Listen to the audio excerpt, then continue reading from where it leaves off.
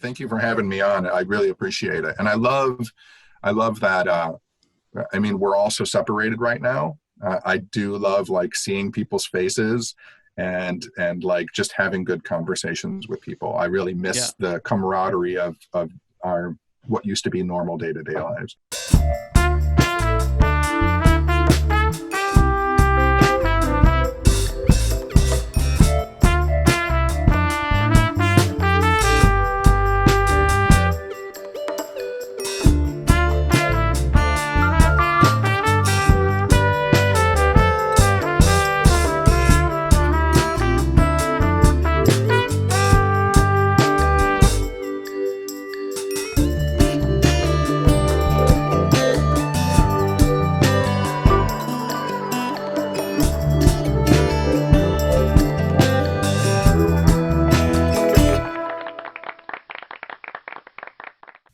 Thanks for watching Morning Talk Show. Today's my conversation with John E.L. Tenney.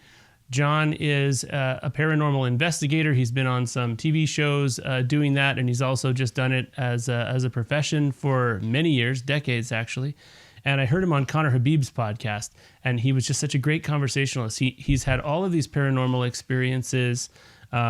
He has, he's had more than a lifetime's worth of them, and yet he is also not one of those people who will nail it down and remove the mystery and tell you exactly what ghosts are, exactly what spirituality is. He's just open, and I think that's one of the reasons he has some of the experiences he has, because of that openness. And the openness also makes him a really great conversationalist. So this is kind of like an ultimate, like what I would call stoner conversation, even though we weren't stoned, or at least I wasn't. I don't know about him. But it just kind of runs the gamut from like the ghost of the Loch Ness Monster to Jesus Christ and everything in between. So I hope you enjoy this conversation as much as I did. Like and subscribe on whatever platform you are listening to this or watching this on. I'll have links on under the YouTube video of some of John's online presence and his own interesting podcast. So thanks for watching and enjoy. So John E.L. Tenney, welcome to Morning Talk Show. Thanks for having me. It's exciting. Oh yeah, well I'm glad. I mean, I was really into your conversation with Conner Habib, and he's such a great conversationalist, and was really so anybody listening to this should also, once you've listened to this entire interview, go listen to that entire interview, because it's I thought that interview was really funny, because like I obviously knew the recorded part of the interview that I did with him, but I didn't know how he was going to start it. Right. And he started it about the first time we met, which is a completely insane story. And it was the perfect, Conner knows what he's doing. Absolutely. He has a sense of narrative that I think the two of you guys share. He really set the stage for it. Yeah. And he and I have pretty different strategies. Like he's so researched and stuff. And in my conversation with him, it came up that, he watches everything he's done meticulously and all of that. And I have this very, I don't know if Zen is the right word, but I'm more of like the conversation exists while it exists. And it's just sort of how it works for me, where I may or may not listen back to it, but I'll retain the sort of vibe of it or something. And so, yeah, but he is so thorough. I've never listened to any interview that I've done after I've done it, because I too am like, it's transient, it's gone. Like my thoughts might be different because it's a day later. Yeah. But I also thought, because of what you said about Conner being really meticulous, I thought it was great. I did listen to, he told me that I would be interested in hearing the beginning part, because I didn't know he was going to talk about it first meeting. Yeah. And when I first listened to it, there's a glitch in that podcast. Oh. So it plays for like 3 minutes and then it starts over again. And I almost called him up and told him, and then I didn't, because I was like, oh, his podcast is kind of fucked up. I love it. Like, I love that my episode is the episode that's screwed up. And then like 4 days later, he posts on Twitter, like, why didn't anybody tell me that podcast was screwed up and glitches 3 minutes into the beginning? And I was like, haha. Okay. You know, I've listened to that conversation twice, and I actually didn't catch that because I always listen while I was listening to things while I'm doing work. So I'm always in and out of something. And that's how I knew it was such a great conversation, because it kept drawing me in when I would have to leave it and come back. So what I was interested in having, because you're a paranormal investigator, and which is completely fascinating in its own right. But based on that conversation with Conner Habib, I was like, okay, so here's a paranormal investigator who has given a lot of thought to the nature of belief and like what that even means, and but given a lot of thought as in I don't think you're a preachy guy about that, but it just seems like, in your line of work, belief might even be one of your tools or something, or one of the things that sets the stage for what you see, or you know what I mean? Does that make sense? Yeah, I really sometimes it really breaks down lines when I engage with people in paranormal situations, when I go to conferences and things, because I grew up not ever wanting to really ever make a definitive statement, because my truth is always changing. I'm always getting new information, and I hate declarative sentences. And so when it came to paranormal phenomena, whether it be what people call ghosts or UFOs or spiritualism, psychic powers, the occult, whatever, I found that I was really taken aback when I would meet someone who was very learned in the subject, and would say something like, "That is a ghost." Right.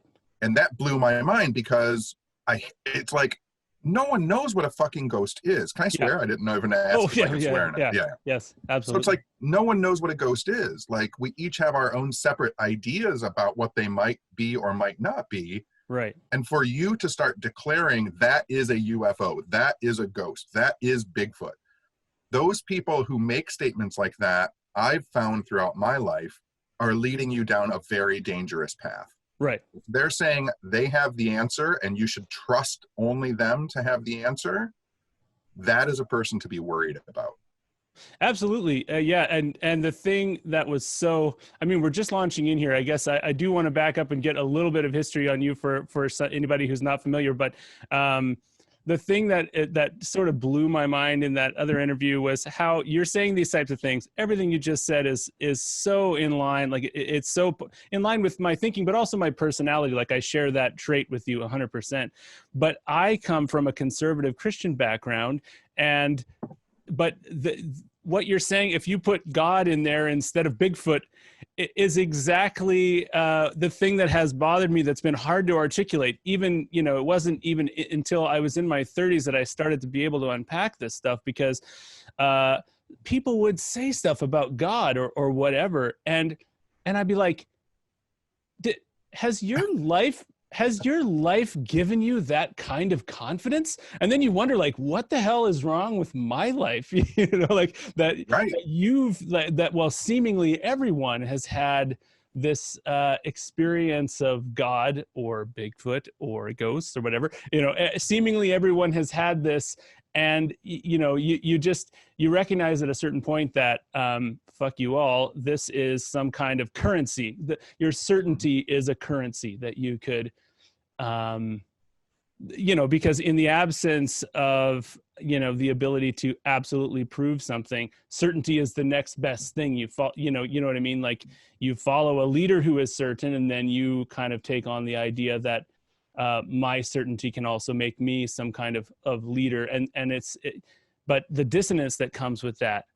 It's interesting to me that you see, whether it be in politics or someone's personal philosophy, like when you are a child, you do adopt your parents' ideologies and their beliefs, because that's what is given to you through your parents. And as you grow up, you start to develop your own, people usually do. I think well-rounded people start to question, hopefully, that like, am I believing the right thing? Am I thinking the right ideas? And they challenge themselves to think better and have better ideas, and to construct larger ideas with people around them. And what's interesting to me is that it seems like at a certain point, people in adulthood revert back to childhood in saying like, well, I like what that one group or guy says, so now that's what I believe too. Right. And they immediately give up the quest and the search for knowledge and say, I found a group that already figured it out. I found a guy who already figured it out, so I'm just going to follow them and I'm going to stop thinking. Yeah, that's absolutely true. Like looking for a new kind of spiritual mommy and daddy and just going with that. And I think that's the order of the day with kind of the modernist way of thinking that we have. That we take, we jump from certainty to certainty. I'm sure you've experienced this. So at one point I was positive I was going to become an atheist because I was just like, I can't do this anymore for this very reason. I'm like, I'm 32, 33 years old. And, and I am not having an experience of God. So what the hell? And so I was positive I was becoming one. And then you'd meet these atheists with the same kind of, not only did they have the same kind of certainty or insecure certainty, but it was almost like they forget, or it's almost like they felt like they had actually changed the underlying substructure of their minds when they decided they didn't believe anymore. And I was like, wow, I mean, that would be an amazing psychological feat, that you are no longer a Judeo-Christian human being, like that just seems kind of nutty to me. I mean, it's harder for me to believe that than it is to believe you when you've seen a ghost. You know what I mean? Well, the other thing is there are a lot, and I get into arguments with people. I have friends who are atheists and scientists and mechanized materialists. Like, we talk about it all the time. And one of the things that we get into little rows about and conversations about is how genuinely dishonest they are about how they proclaim what they believe. So like, I have friends who are like, there's no such thing as an afterlife or ghosts. You're here for a brief span of time, then you die. There's nothing left of you. It's just gone. We're an aberration in a mechanized system. The consciousness is an illusion created by chemicals within the brain. Like, that's their structure. Right. But they have kids that they tell that they love. Right. And I'm like, do you explain to your children that you don't really love them? Do you explain to them that what you call love is just biological outgrowth of dopamine neurons and neurochemical receptors in your brain that have evolved to make you protect them, and in that protective system you convince them that there's a thing called love, which isn't true, right? You just said it's all just chemicals and it's just an aberration. And why are you a scientist? What are you collecting information for?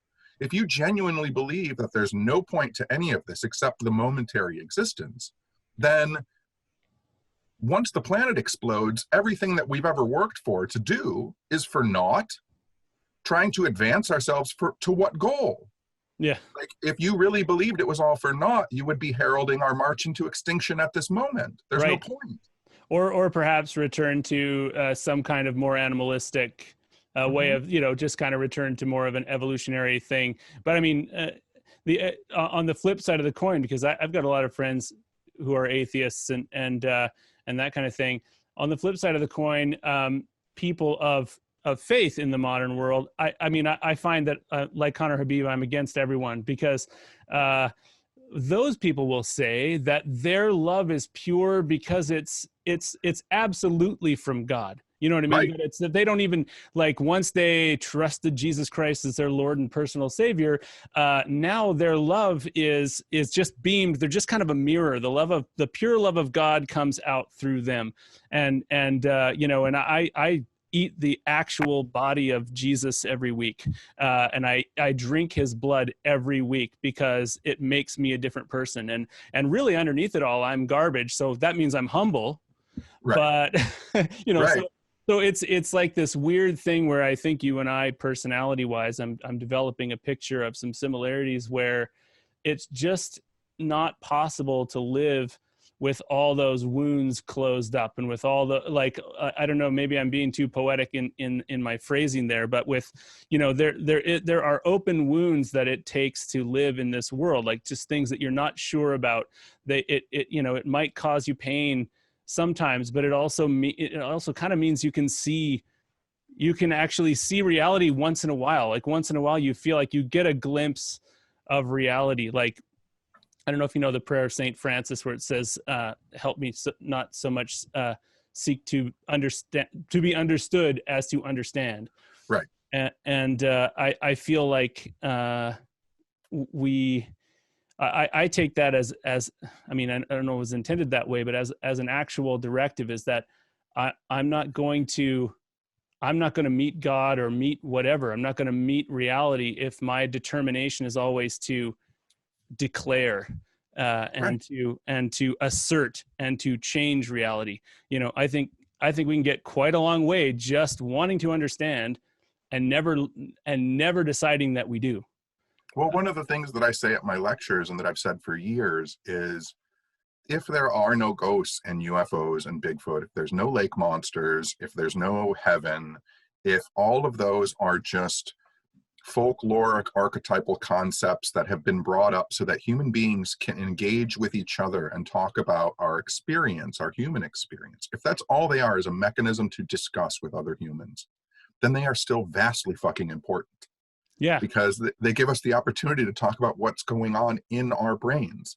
Yeah. And that's super important. Yeah. Language to do so, and a focal point to focus on. Yeah. I was actually thinking about that today with specifically the Catholic, what do you call it?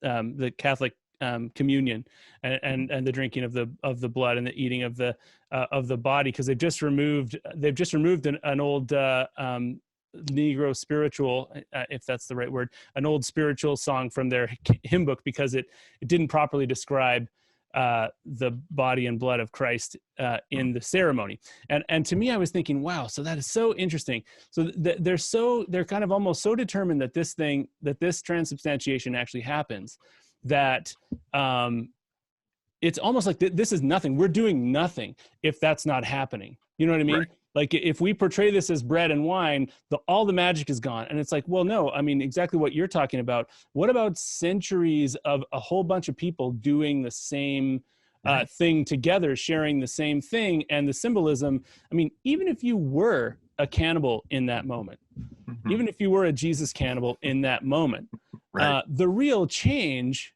would come from your consciousness's interaction with the importance of that. Right? Because if I drink your blood, I'm just a weirdo, you know? Right. So the idea is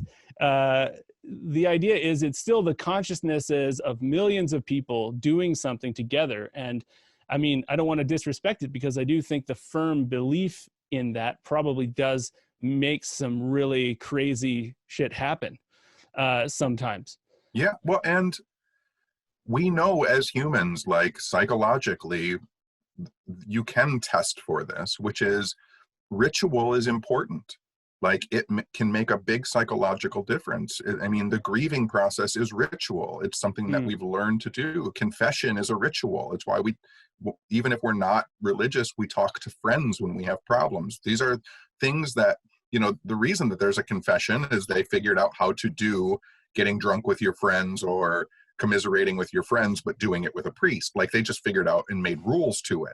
But the ritual process of sitting down and saying, like, I'm part of this, I'm drinking this wine, I'm eating this bread, I'm connected to a much older ritual of, like you said, millions of people over thousands of years, hundreds of years, whatever, like that connects you every morning. Like, so I practice what people consider magic and witchcraft, but like my rituals are very much tied to my ancestors and my family and my life. I wake up every morning, I make a pot of coffee, I have a shelf that is all of my grandfathers and grandmothers, and there's a coffee cup there, and I pour them the first cup and I set it on their shelf, and then I pour myself a cup. Then in my first cup of coffee every morning, I stand in front of all those pictures and I tink that coffee cup on their shelf.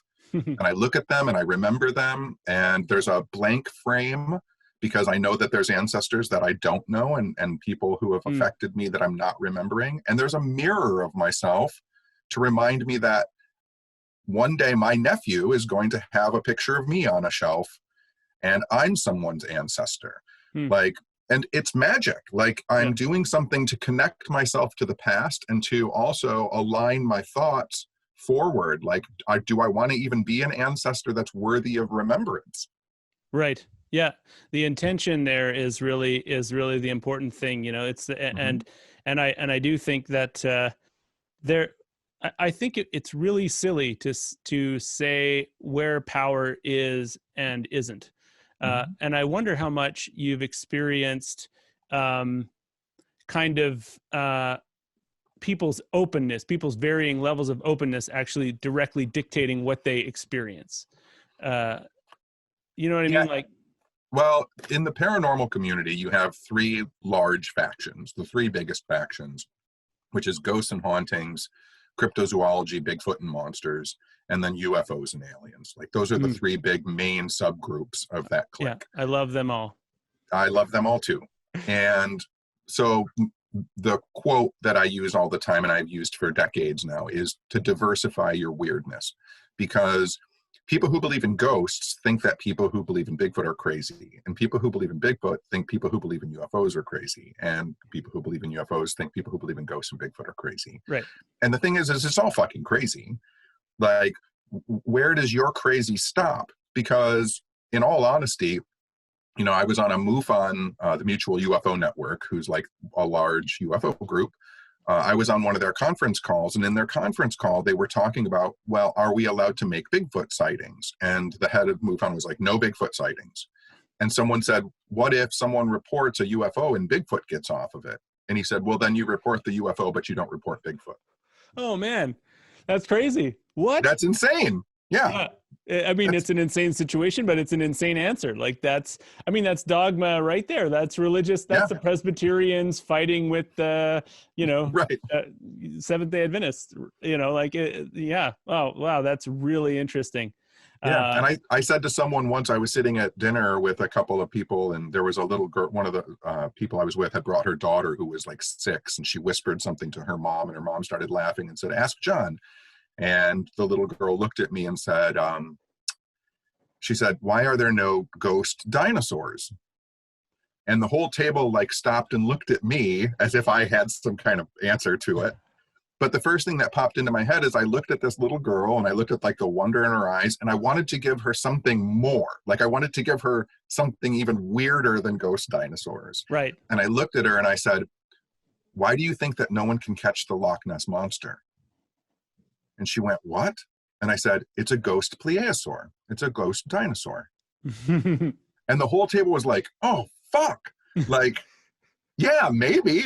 Like, yeah, that's, why not? That would, yeah, why not? I mean, I'm sure that sonar might not pick it up because it's a ghost, and maybe it chooses to be seen when it chooses to be seen. Right. Yeah, Nessie. That's amazing.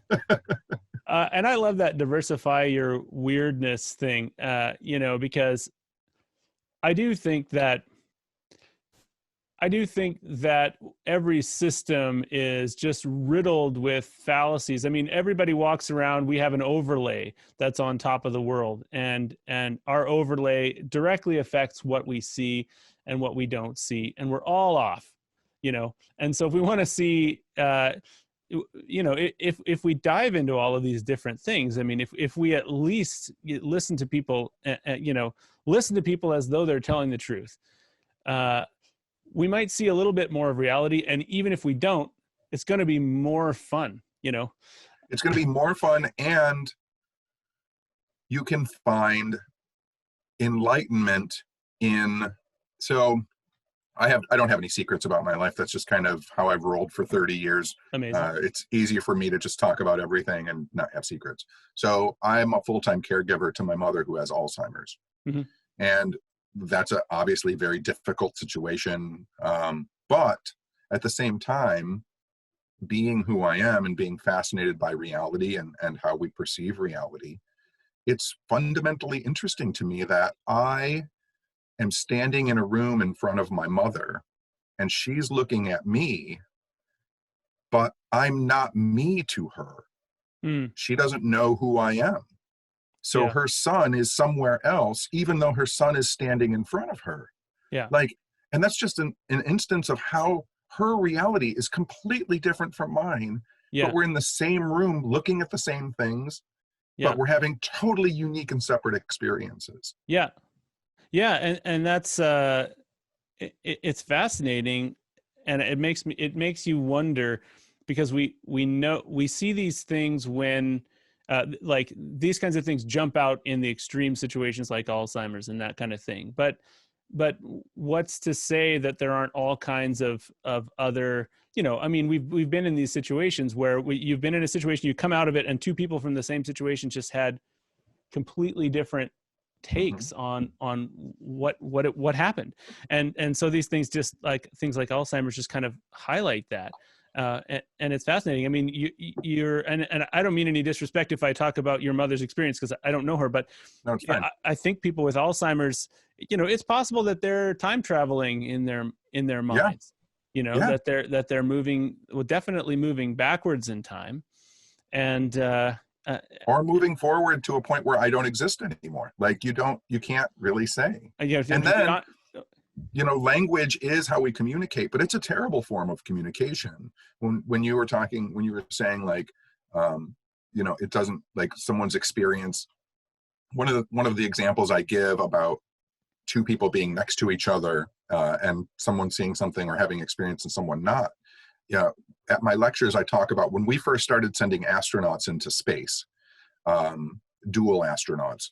They reported that there were these giant balls of light that were entering the ship. And NASA was like, oh, we have to put up more shielding. There's like some kind of electrical sparks happening within the ship.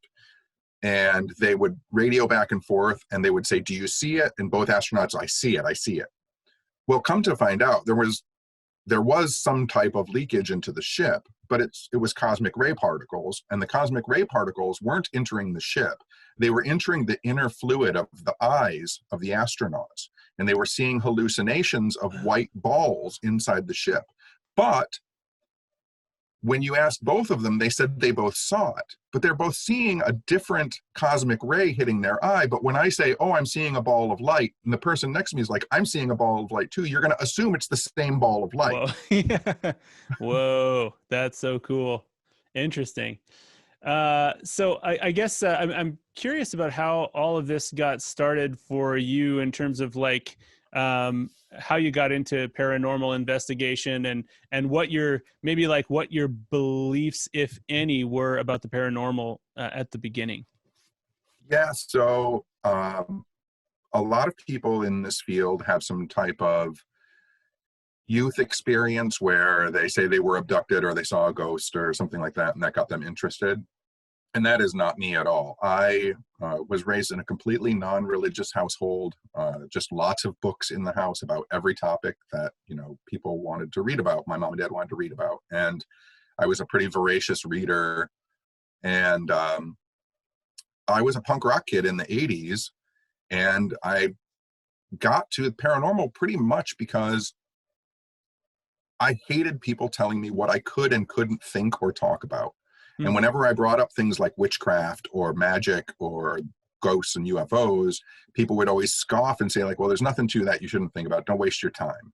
And that pissed me off as a 13, 14-year-old punk rock kid. I was like, well, fuck that. I'm going to think about whatever I want to think about. So then I started going to libraries and checking out books and trying to read as much as I could, so that if someone said there's nothing to it, I could say like, well, you don't know what you're fucking talking about. You've brushed it off and never studied it. And slowly but surely, by the time I was like, I think I was 16 when I got my first mentor, a man named Craig Ciccone. And Craig was a teacher at Wayne State University who specialized in conspiracy theories and political assassinations of the 1960s and 70s. Oh, wow. Cool. And so I was a gopher for him. So I made coffee and did paperwork and learned how to file Freedom of Information Act requests and deal with the government.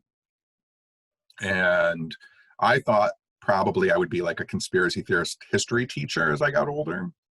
And then when I was, so the next big kind of turning point, Craig is one. But the next kind of big turning point was when I was 18, I had a heart attack and I died. So It's just, it happens. I mean, people always ask like, what was wrong? What happened? Whatever. Like sometimes we live in a world where sometimes 18-year-olds and young people just have heart attacks. Like it happens. Our bodies are flawed mechanisms. So I had a heart attack. I was flatlined for like a total of like 3.5 minutes, which is really close to brain damage, starts around 4. They obviously got me back, obviously. Wow. And then I went through the kind of trauma therapy of what it was like to die and then come back, and the anxiety attacks and kind of the PTSD that stems from that. But then I became interested in, well, what happened to me? What happened to me when I died? What could have happened to me when I died? All of the stuff that I had read previous about, ghosts and hauntings, like all of a sudden took on a much more vivid like life to them. So I started studying folklore and mythology in college. And my second year of college, a friend of mine called me and said, there's this show called Unsolved Mysteries. They need a researcher. Do you want to research for this television show? So I dropped out of college, became a researcher for Unsolved, and then just never looked back.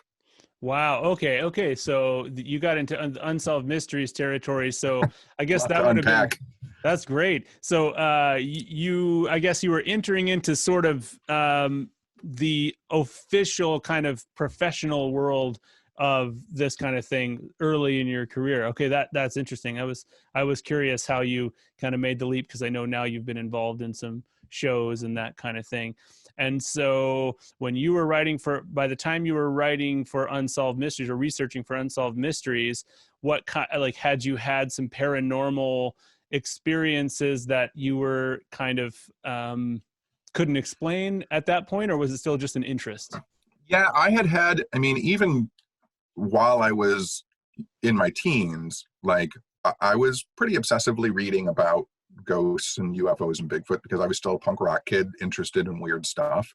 And by that time I had made friends with other fringed communities, with ceremonial magicians and witches and metaphysicians. And, at that time I would hang out at metaphysical conventions to meet weird people, and UFO conventions. That was in my younger teen years. Yeah. So, by the time I started working for Unsolved, and like I said, that was after I had died. After I died, I did this deep dive into my mind where I was like, what can the human mind handle? So I was going to college at the time. So I started signing up for psychological experiments at the college, sleep deprivation experiments, flotation tank experiments. I joined every like magicians club in the world, Society for American Magicians, the International Brotherhood of Magicians. I wanted to learn sleight of hand and trickery. And so I think when I started working for Unsolved, even though I was only 22 at the time, I had a really well-rounded grasp of like, this is how psychics can trick you. This is the environmental aspects of hauntings. This is the history behind the idea of Bigfoot. This is the history of the idea behind UFOs. And so I had a pretty well-rounded knowledge base, even pretty early on. That's really, really interesting. Okay. And so what I liked about your story is that this death experience, normally you'd say near death, but no, I call it a death experience because I died. Yeah. I find that might be kind of a common thing among people with some kind of, I'm trying to use as vague language as I can, but I'm thinking like spiritual experience, where there is a certain experience or a certain time or moment where it seems like their investment in, like, sort of their own psychological investment in things increases kind of suddenly, where like you all of a sudden, when you were researching these things, it wasn't as much as of a joke anymore, because you'd kind of had this experience. Yeah, I think for me though, I've belonged to a lot of clubs of people who've had death experiences and near-death experiences, and for 20 years now, 25 years, 30 years, whatever it is. And I think the thing that's interesting is that it does a lot of times lead to spiritual transformation. And it kind of did that for me, but what it did for me mostly was it made me so much more interested in what seems to be our shared reality. Like, it didn't make me any more religious. It didn't make me convince me to go on a quest looking for God. Right. It put me on a quest of looking and engaging with the universe around me. Yeah. You got a little slap existential slap in the face.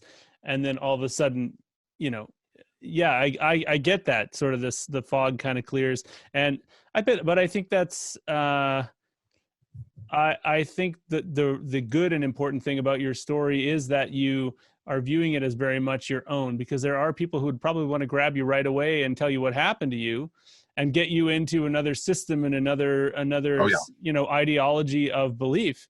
And I kind of feel like, I had an experience, that was basically just a strong emotional reaction to a particular scripture read once, right during a time when this was when I thought I was becoming an atheist myself. So I'm just, it's funny to compare this experience to your actual dying, because it's, they couldn't be much more different in terms of, how it sounds in a story. But there was this, the verse was, and I can't remember it exactly, but it's go from this land and your father's house to the land that I will show you.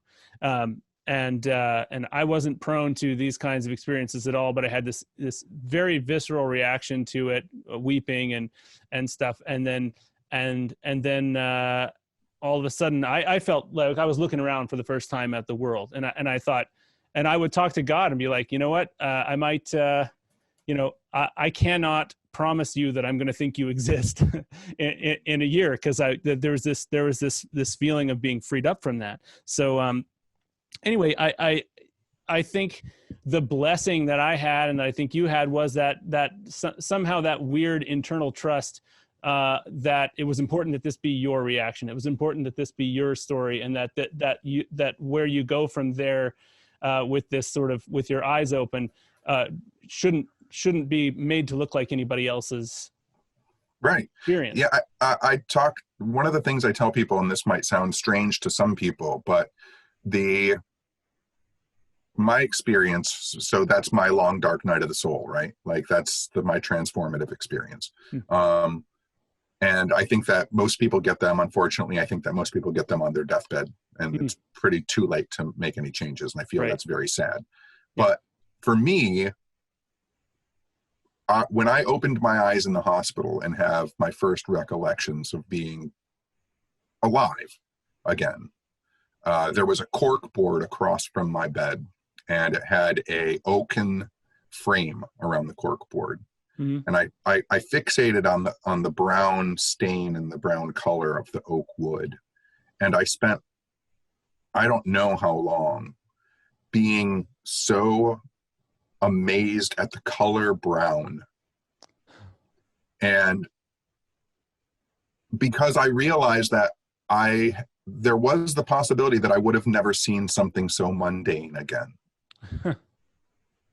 Yeah. And the fact and the beauty in the mundane color of brown, because there will come a time when I have eyes no more, right? And so I won't experience it the way I experience it now, as far as we know or think.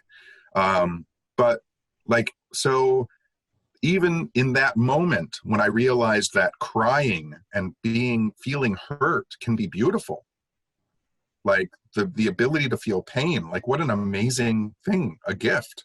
You know, and being able to change my thinking about just that whole host of the human experience. Yeah. Well, and that's really interesting. I think it says something about your personality there too, that even in that moment, the mundanity or whatever, the mundaneness of the brown was something you were conscious of. Rather than just saying, oh, everything is now beautiful and I'm now that, it's like, no, lots of things are still mundane. I can just notice them and appreciate them. Right. Yeah. and I think that's really, really great. And really, I kind of wonder if we are not all missing some of the joy of the subjectivity of our experience. So we talk a lot about shared stories, and like I say, we're really quick to get invited into and forced into systems of belief where we all believe the same things, and yet the uniqueness of each person can get lost as well. So I mean, it just sounds to me like there was really no chance of you ever being not a unique person. Well, I also really internalized and over the years have come to understand what I think is a very kind of easy, almost tropish idea, but difficult to really internalize, which is each unique expression of individual humanity, each one of us on the planet. The thing that we have in common is that we are unique. Our uniqueness is our commonality.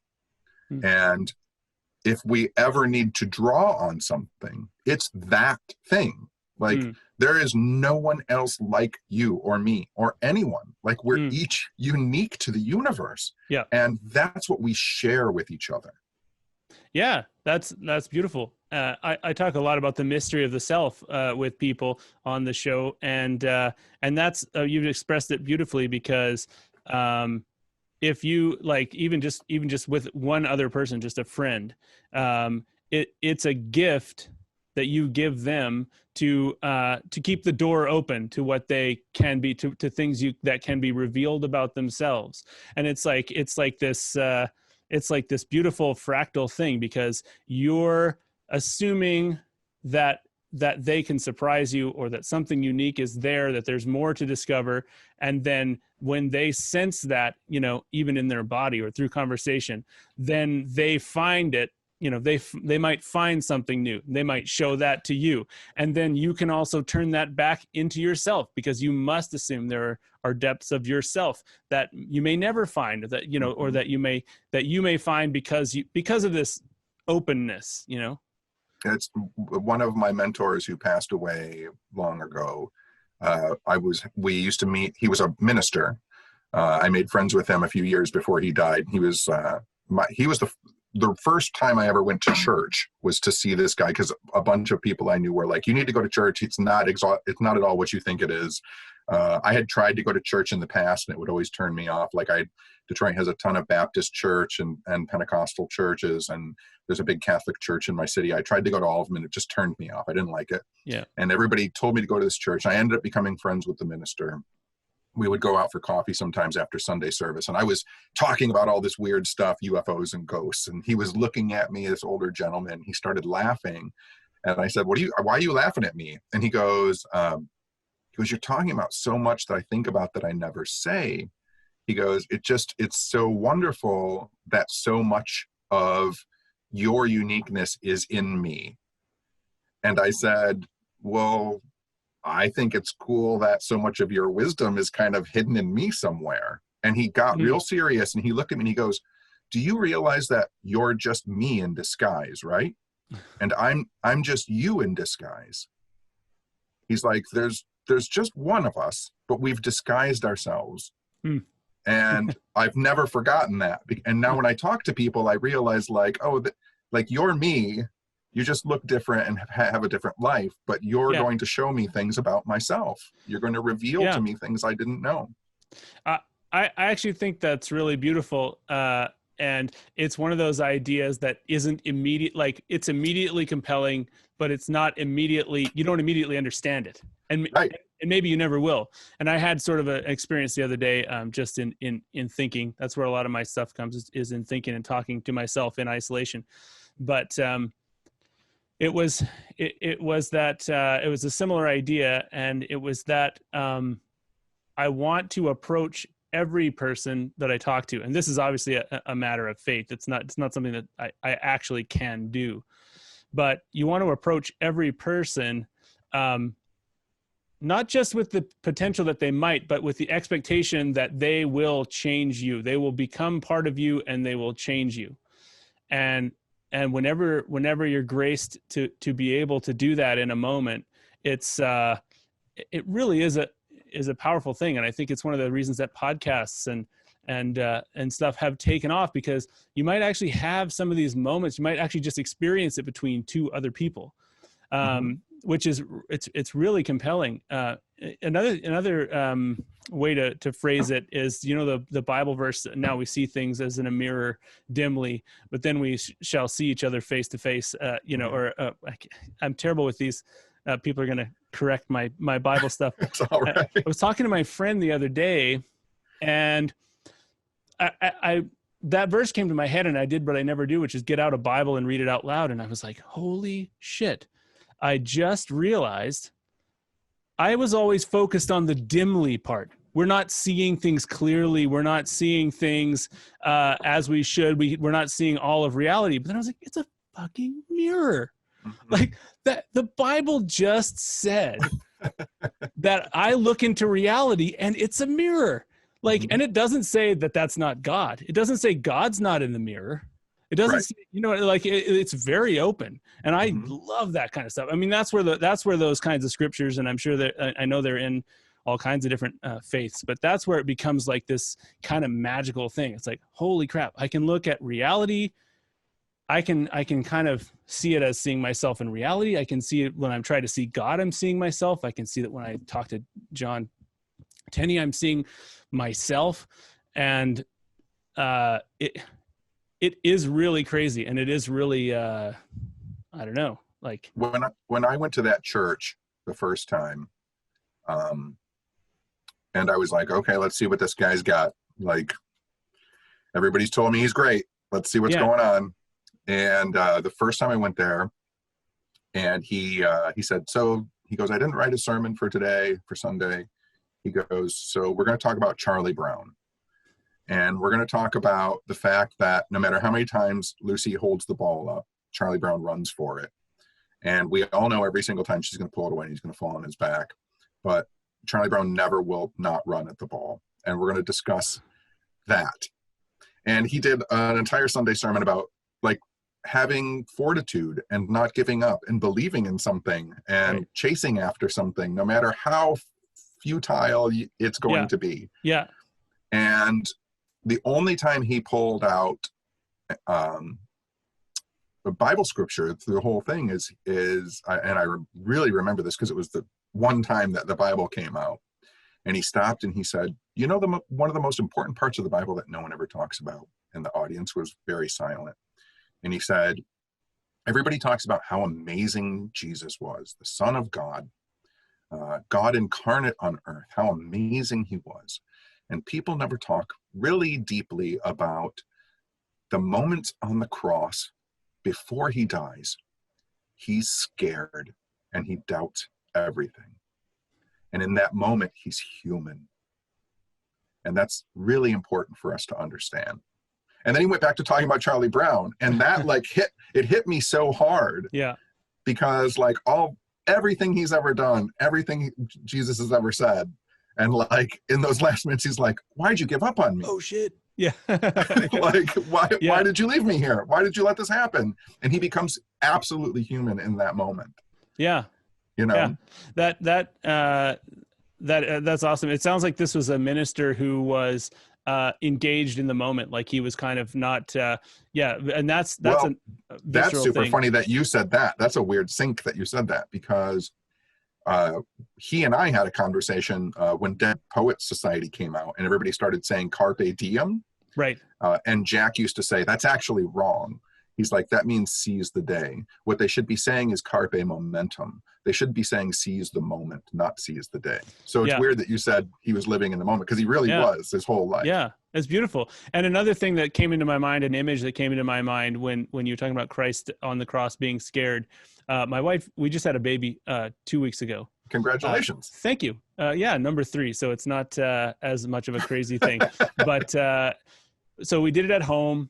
And there's this moment in each birth, and I'm sure it's pretty common, where there is a few minutes up to an hour of, I can't fucking do this, but I mean, I think it relates to Christ on the cross, right? Because it's like, there's this very intentional thing that's happened that you've worked towards. And I mean, like Jesus, I don't want to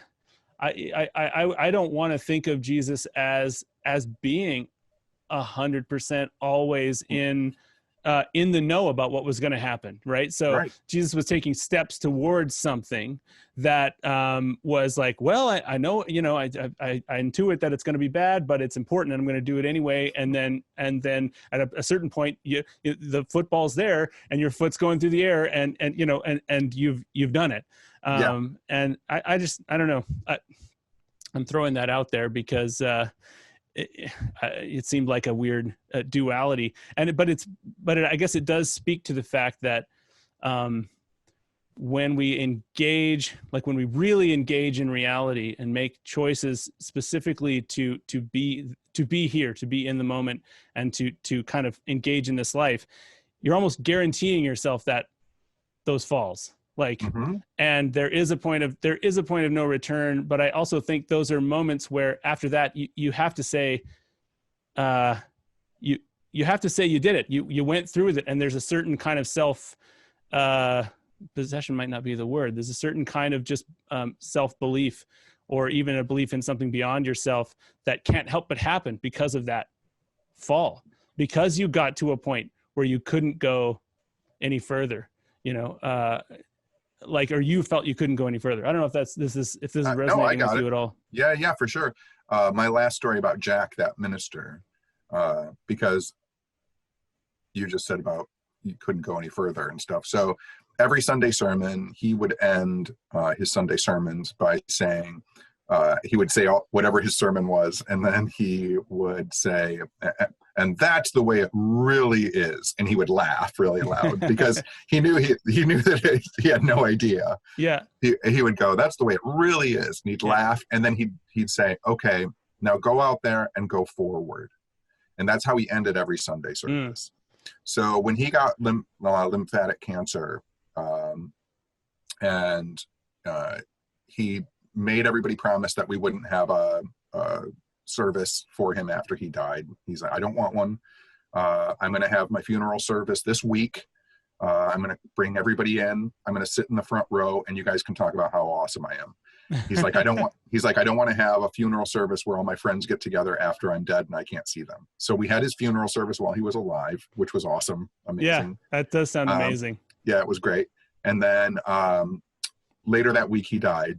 And on Sunday, the next Sunday, the associate minister got up there and he said, we promised Jack that we wouldn't have a service for him, but I just wanted to point out to the congregation that every single Sunday, Jack would tell us to go forward.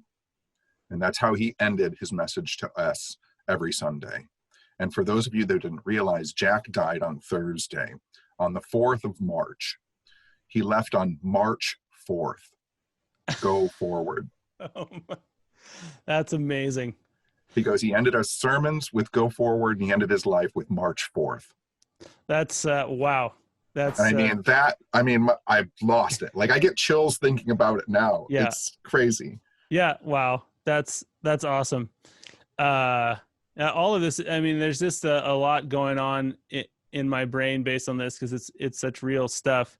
But something that I was wondering about, we're talking about being in the moment, carpe momentum, and instead of seize the day, seize the moment. And I've been thinking about this week because somebody asked me to write something down about my about when I experienced God.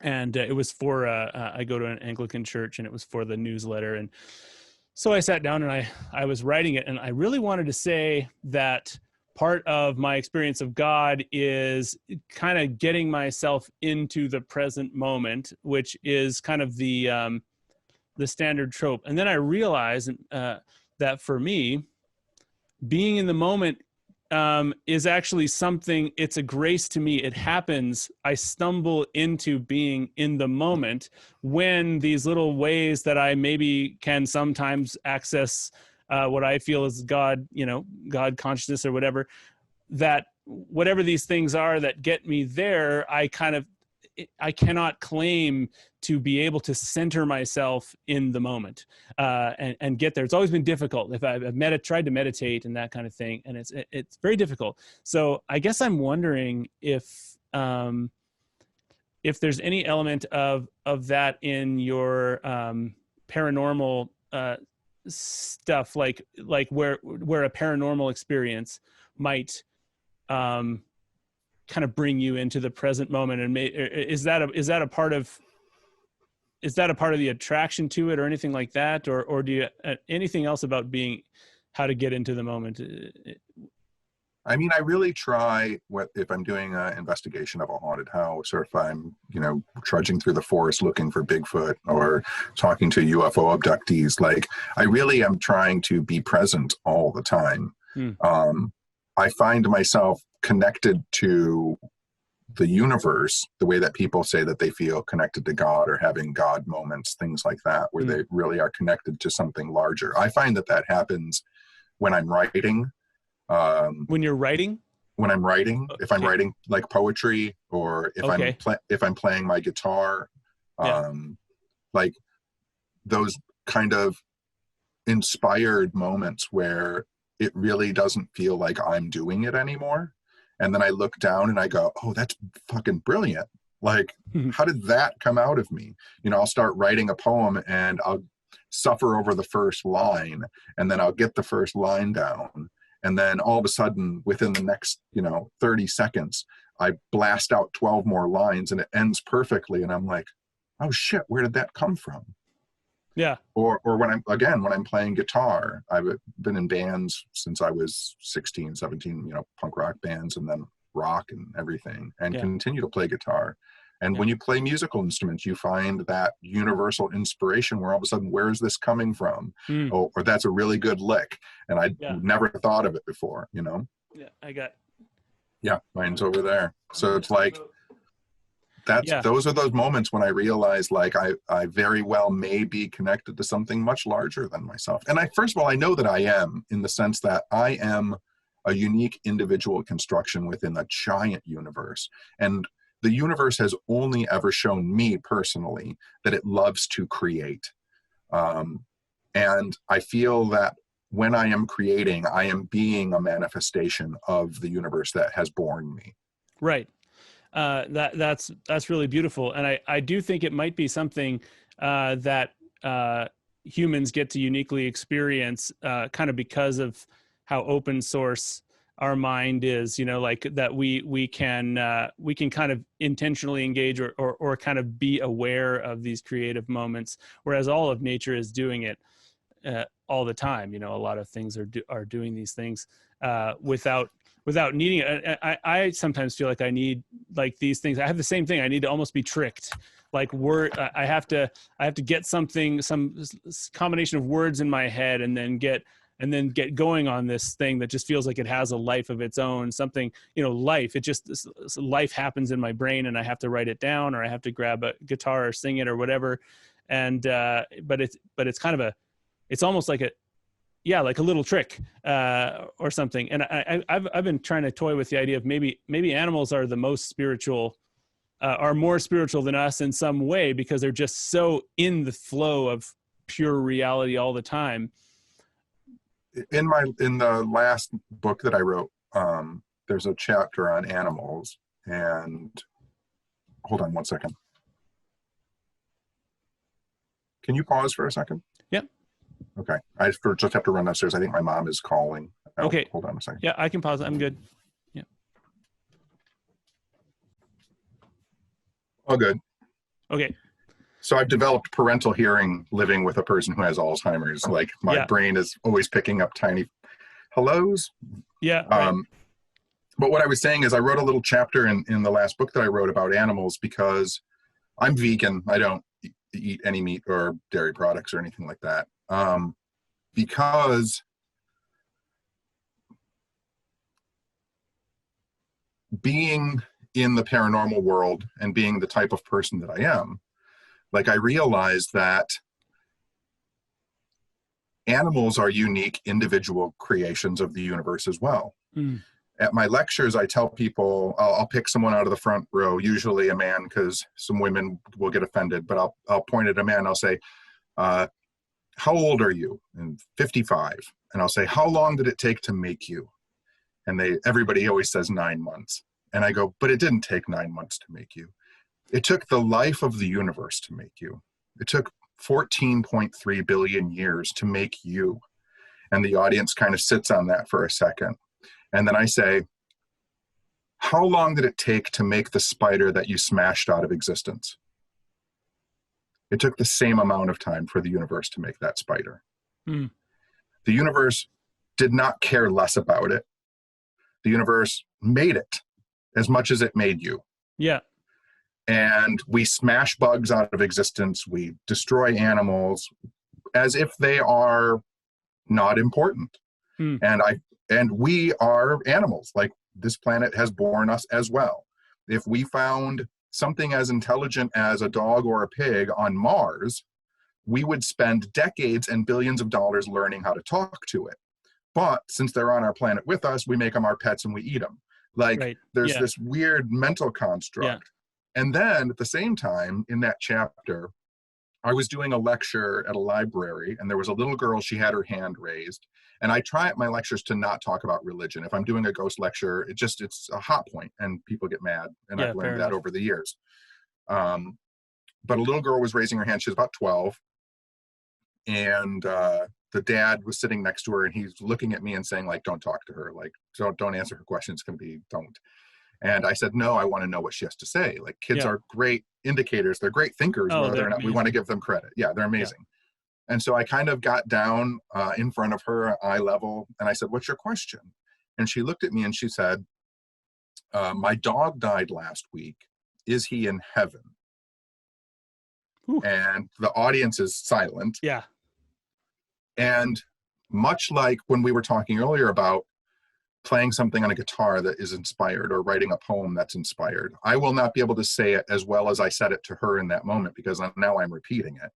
But into my head and coming out of my mouth before I had a chance to say it, I looked at her dead in the eyes and I said, I don't know if there's a heaven, but if there is, then it's populated with the songs of birds and the warmth of cat and the friendliness of dogs and the massiveness of elephants and the wonder of whales. And if they're not there, then it couldn't possibly be heaven. That's great. And I felt, and then it was gone, and I was like, oh shit, where did that come from? That's beautiful. Like, it just fell out of my mouth and my brain. And it was a lot more eloquent than what I just did. But like, and I think about that a lot. Yeah. Like how unfortunate it is that animals will have to suffer in heaven with us. Right. That's amazing.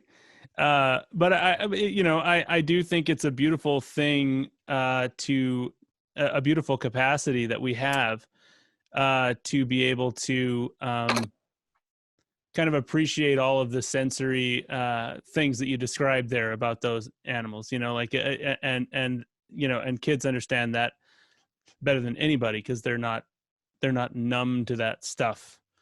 Some of my best thinking philosophical points that come into the paranormal have come from little kids that say really silly things. And then it drives me into massive quandary of one of the chapters in the book that I wrote, there's a chapter called Do Ghosts Wear Underwear? Mm-hmm. And that kind of stems from the fact that people would always tell me that they see ghosts that are wearing dresses and ghosts that are wearing military uniforms. And then I would think to myself, like, well, then if they're wearing clothes, they must be wearing underwear too, right? But like, that seems nonsensical, because why would they wear underwear? Like, we're only seeing the outside layer of them. But then it would be nonsensical for them to put on clothes and not put on underwear, right? And then I started thinking, like, well, where do they get their clothes from? Like, how does that manifest? Right. Like, yeah. Like, could you draw from scratch everything that you're wearing right now? Do you know how many like zippers are on your zip and how many buttons are on your buttons and how the rivets on your pants are done? Like, could you think of all of those things to make them real again? Of course not. Yeah. But I've never really thought about ghosts forming themselves. I kind of feel like they're almost formed by, the memory of, like, a bigger memory than their own. Like, they're formed by the memory of a larger space, if not the memory of reality itself. And something causes them to be, something causes their form to abide longer. And so it's bigger than just their own knowledge of themselves. So one of the things I talk about at my lectures is if a ghost is manifesting like in the room with me, like for it to be able to be solid enough to bounce light off of so that I could see it, like that, it would have to expend an enormous amount of energy out of the room and the surrounding environment to form something solid enough for me to see. So I've always thrown out the idea that since they are kind of energetic, ethereal, non-body beings, non-corporeal beings, if they work at an energetic level, it's a lot less energy consuming to trigger a visual synapse in my memory of them. So when you do talk to people who see ghosts, they say, oh, I saw Grandpa, he was wearing the hat he always wears. I saw Grandma, she was wearing her shoes. Like, I feel like in those instances, the ghosts are doing something much more intimate, and they are looking through our memories and they're saying, I want you to see me, and this is how you remember me, so see me now. And then they flip one little switch, and then there's Grandma and there's Grandpa. And for ghosts that are unfamiliar to us, like, we have a lot of images stored in our memory banks. We've watched a lot of movies and we've seen a lot of documentaries. And so you go to a Civil War battlefield, and even though you don't know that soldier, you've watched Glory or you've watched a movie about the Civil War. And so I'll trigger that idea of a Civil War soldier. Right. And then you get a fuzzy, blurred outline of a Civil War soldier. Have you had much experience of two people seeing the same ghost and seeing it differently? Yes.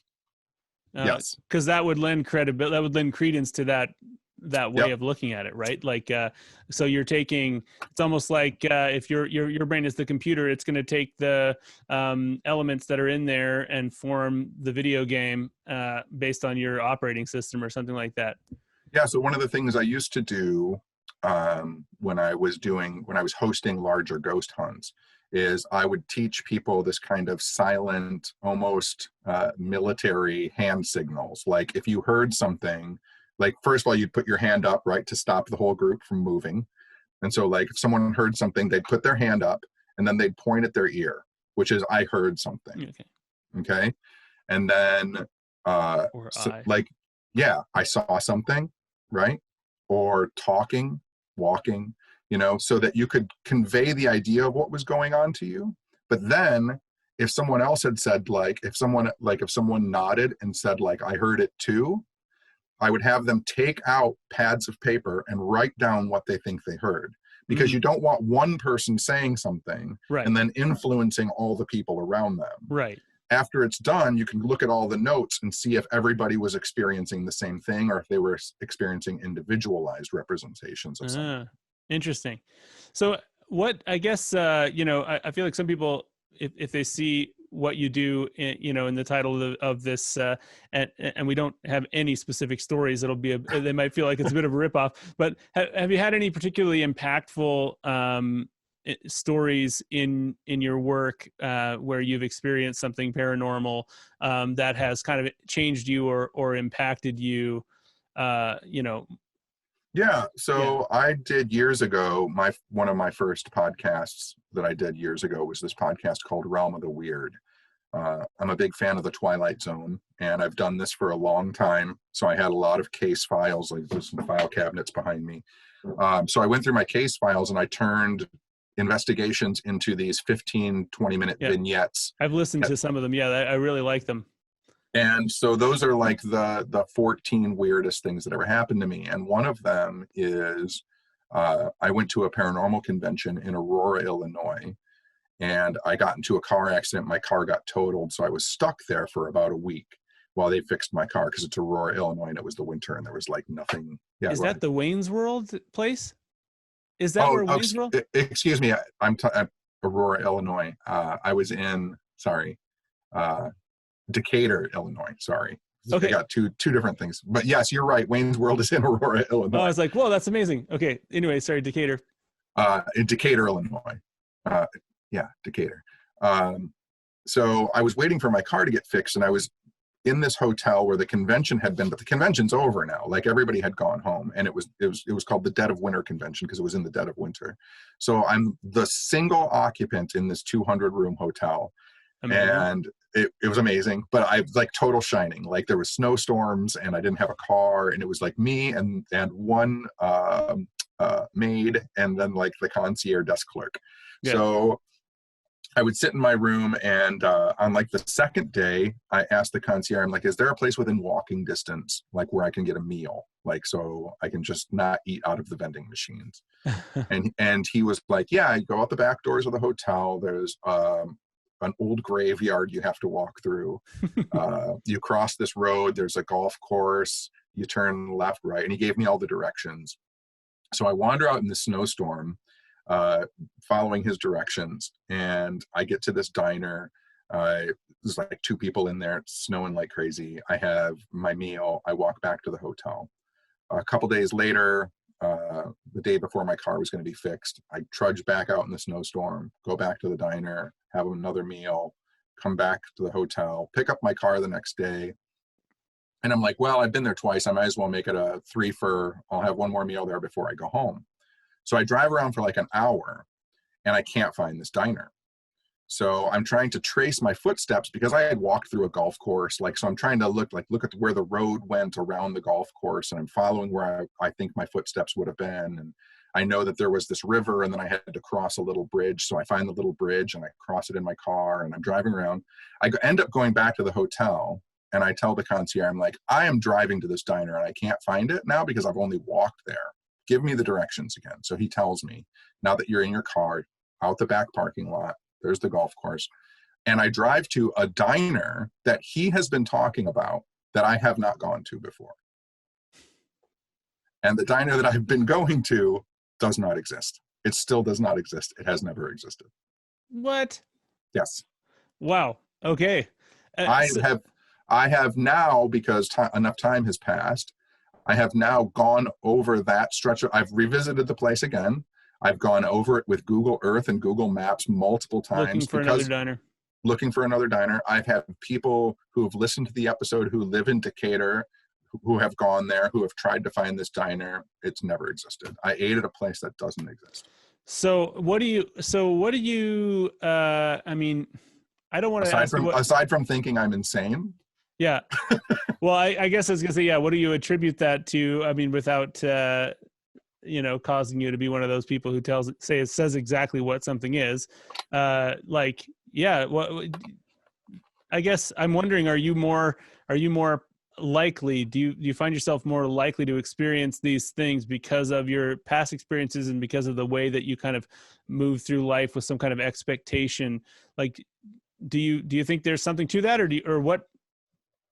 So no, I think that weird shit happens to us all the time and we don't notice it. And I think that the only reason I noticed it is because of the off chance that I wanted to go back a third time. Like, I think that we probably have really fucked up, unexplainable experiences all the time, but we're so not in the moment that we don't ever understand how screwed up it is and how messed up it is. Was your diner? Oh, go ahead. No, I was just going to say, so it's like, I think one of the things I've thought to myself over the years is like, I wonder if there is, and this sounds really silly, and I understand that completely, but I wonder to myself, like, if there isn't some other reality of Earth where that diner exists and they talk about this guy who came in that doesn't exist. Like, if they experienced me the way that I'm kind of experiencing them. Yeah, I mean, it is fascinating to think about. Maybe you're a ghost in somebody else's world, and or like, was that diner? Did that diner exist at a different time? Right. I guess that's another thing you could research. But I've been thinking about that because have you ever read the book Science Set Free by Rupert Sheldrake? Yeah. He's one of my ultimate guest hopes for the show. He and I talk through email. Oh, okay. Yeah, I've emailed him a couple times, only long enough for him to say no, he won't be on my show. But but he is. But I mean, he's on so many podcasts. He's very in demand for that. But anyway, reading his book, and he's talking about how when structures are forming, like physical structures are forming, like little, oh man, I'm not even going to be able to say it properly, but like crystalline structures, microscopic structures and things are forming, that there is this kind of, there are these kind of wells I mean, they're not real wells, but that the actual shape that it might form is at the bottom of this well of potentiality, where it'll bounce around into like things that don't work, and then it'll end up in this bottom, which is the area of least energy expenditure, or that kind of thing, right? And so then you're imagining the shape as the shape that's forming. You're imagining it as an object that is kind of rolling around and bouncing around in a well and ending up at the bottom of the well, which is exactly how people will describe gravity, and the effect of gravity. And I've seen that done in physical space. And then you're like, okay, so and time and gravity are space time, and time and gravity are intimately linked. So it's totally impossible to me that we have a full understanding of time. And this is my point. I don't know why I'm rambling about all of this. No, because you're right, and it's the things that people should be thinking about. I mean, I don't know if I discussed this with Conner on his podcast, but I mean, when people come to my lectures, they hear a lot of my rambling and babble. And one of the things that I tell people, especially like ghost hunters, because ghost hunters are like, oh, I went to this place, I saw a ghost, it talked to me on my tape recorder, and that's their full experience. And again, like, diversify your weirdness, question your reality, right? Question everything. Like, belief can be an enemy to you. It can be like stagnation in concrete shoes. And so it's like, when you have the opportunity to think larger, like, allow yourself to do that, like, to go beyond that. When you talk about like, people say, and to your point, when you were saying like, there's no way we can know about time, like, we know definitively that we don't see in a full color spectrum. Like, we see a limited amount of colors as human beings. We hear in a very small frequency of sound. Like, we're missing a huge portion of the experience. Yeah. Just biologically, we're incapable of experiencing anymore. There are some animals that see higher into the spectrum or lower into the light spectrum than we do. So they exist in a different reality, the way my mom exists in her reality. Like, we just don't know. And so when you have definitive answers, when you have scientists who, when you have that weird dual Cartesian philosophy split from like religion and science, when science kind of wipes away all religion and says, well, it doesn't exist anymore. Like, when you do that, you lose like this whole philosophical bent of existing in this universe. You become so much lessened.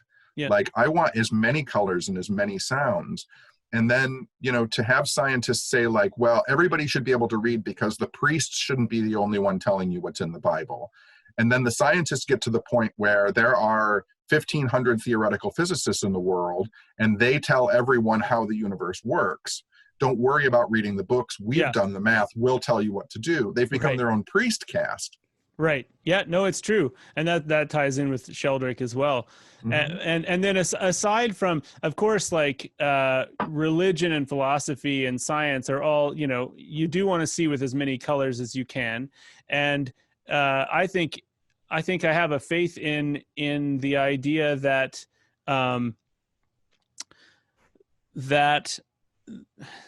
okay, so I'll back up. Like, seeing the formation of a kind of a microscopic particle in that way, where where you're picturing actual an object which is the theoretical shape in a well and that kind of thing. It kind of opens up your mind to think that there are,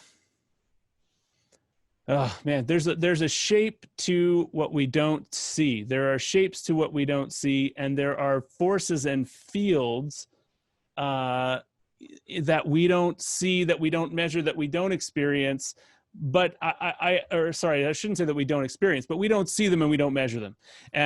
And so it's it's even further than metaphorical. I think when you close off this idea of our consciousness engaging in parts of reality that we haven't identified yet, like a guy going to a diner that doesn't exist.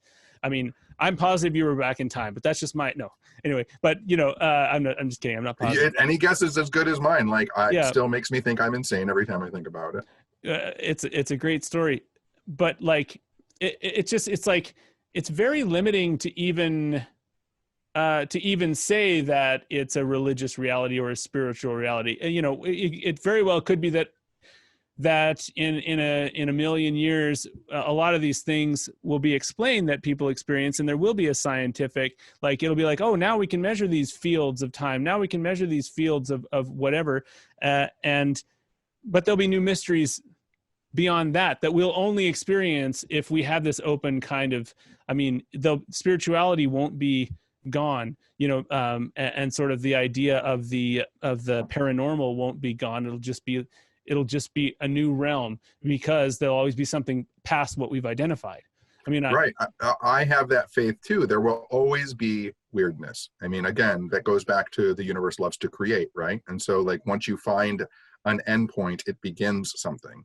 And I think the universe kind of, it did. The universe created that concept of, like, I'm going to end something and start something immediately after I end it.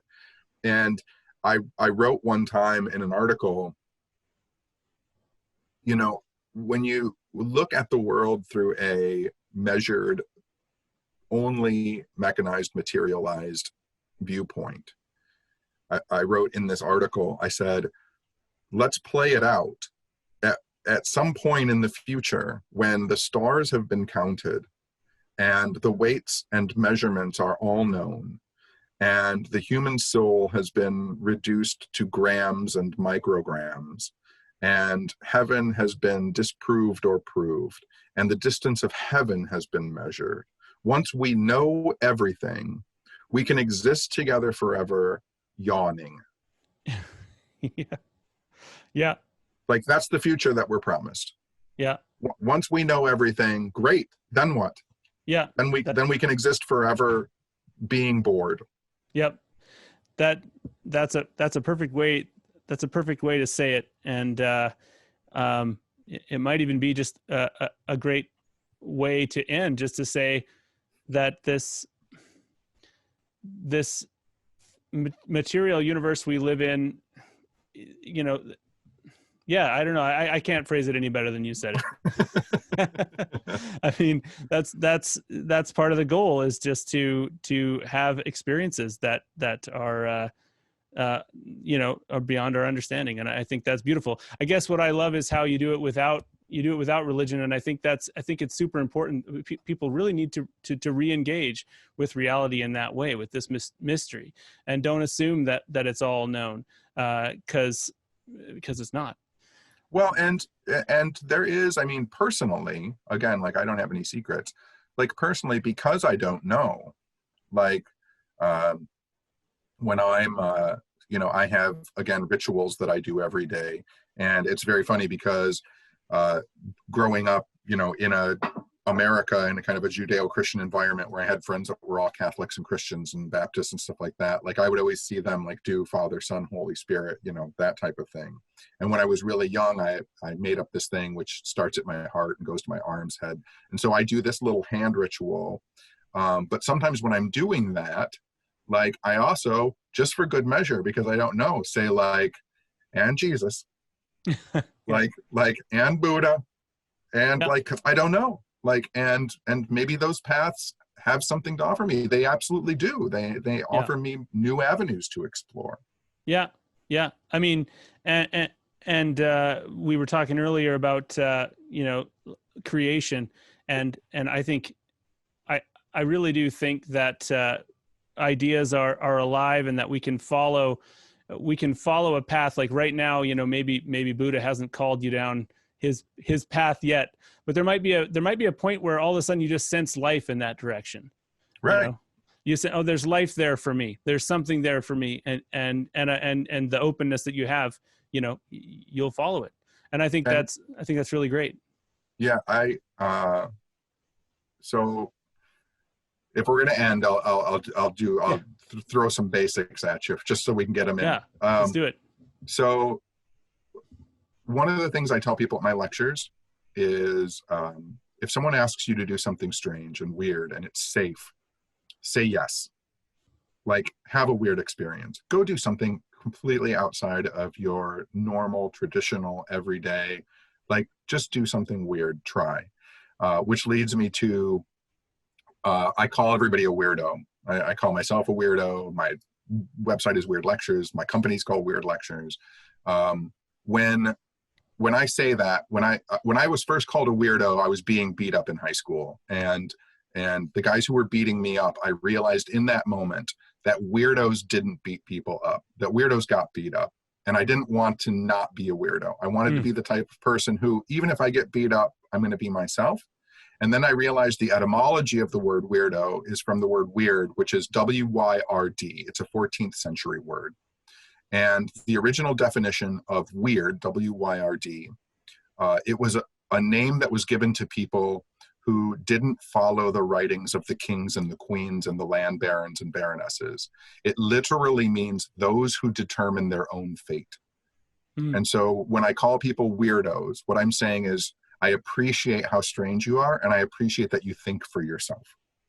And then I end my lectures with, my lectures are always different, but they always end with this kind of same ending, which is, for all of the time, energy, effort, money that you put into trying to explore strange and bizarre avenues of the universe and seeking out weird life and creatures throughout the cosmos, I implore people to spend half as much time exploring and trying to understand all of the weird, wonderful creatures that exist with them in this seemingly shared reality that we have right now. Yeah. And that is how it really is. And that is how it really is. Now get out there and go forward. Yeah. Awesome.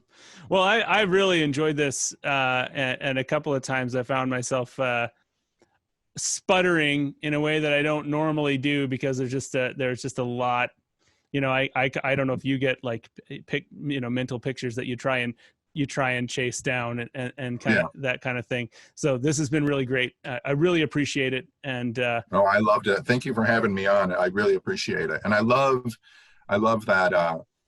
I mean, we're all so separated right now. I do love like seeing people's faces and like just having good conversations with people. I really miss the camaraderie of our what used to be normal day-to-day lives. Absolutely. Yeah. I actually think that I'm appreciating conversation even more than I used to.